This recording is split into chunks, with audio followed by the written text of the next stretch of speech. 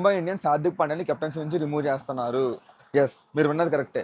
నేను ఏదో ర్యాండమ్ చెప్పట్లేదు, ప్రూఫ్లతో అన్ని చూపిస్తే జాగ్రత్త విను. మే 11 హార్దిక్ పాండ్యా ముంబై అన్ఫాలో కొట్టాడు. ఆన్లైన్ మొత్తం ట్రెండ్ అయింది. మే 12 మళ్ళీ ఫాలో బ్యాక్ చేశాడు. దాని తర్వాత ముంబైకి సంబంధించిన పోస్టులన్నీ డిలీట్ చేశాడు. మే 25 ఇన్స్టాగ్రామ్లో స్టేటస్ పెట్టాడు. అందులో చూస్తే మీకు 0-7 కనిపిస్తుంది. సిఎస్కేని హింట్ ఇచ్చాడా, లేదా మొత్తం పింక్గా ఉంది రాజస్థాన్ అని చెప్తున్నాడా తెలీదు. మే 26 ఇన్స్టాగ్రామ్ డీయాక్టివేట్ చేశాడు, మళ్ళీ యాక్టివేట్ చేశాడు. మే 28 స్కై, తిలక్ వర్మ ఇద్దరు హార్దిక్ పాండ్యా అన్ఫాలో కొట్టేశారు. ఇదే కాదు, కోచింగ్ స్టాఫ్ అండ్ అనలిస్టులు కలిసి ముంబై ప్లేయర్స్కి కొన్ని ప్లాన్స్ చెప్పేవాళ్ళు, కానీ సీనియర్ ప్లేయర్స్ ఎవ్వరు ఫాలో అయ్యేవాళ్ళు కాదు. అసలు ఈ రచ్చంతా ఇప్పుడు మొదలవల. ఎప్పుడైతే 2024లో హార్దిక్ పాండ్యా ముంబై కెప్టెన్గా వచ్చాడో అప్పటి నుంచి సీనియర్ ప్లేయర్స్కి హార్దిక్ పాండ్యాకి టర్మ్స్ బాగాలేదు.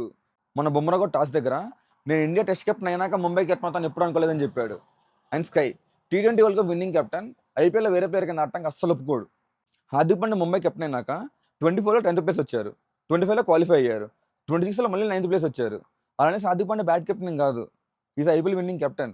ప్లేయర్స్ మధ్య టర్మ్స్ బాగాలేక ఒకరినొకరు సపోర్ట్ చేసుకోలేక ఓడిపోయారు అంతే. వీటన్నిటికి సొల్యూషన్ హార్దిక్ పాండ్యా ముంబై నుంచి బయటకు వచ్చేయాలి. అండ్ హార్దిక్ పాండ్యా కూడా అదే మంచిది.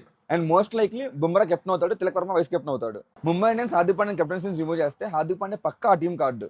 మరి హార్దిక్ పాండ్యా ఏ టీంకి వెళ్ళే ఛాన్స్ ఉందో ఇంకో వీడియో చేసా, ప్రొఫైల్లో ఉంది చూసాయి.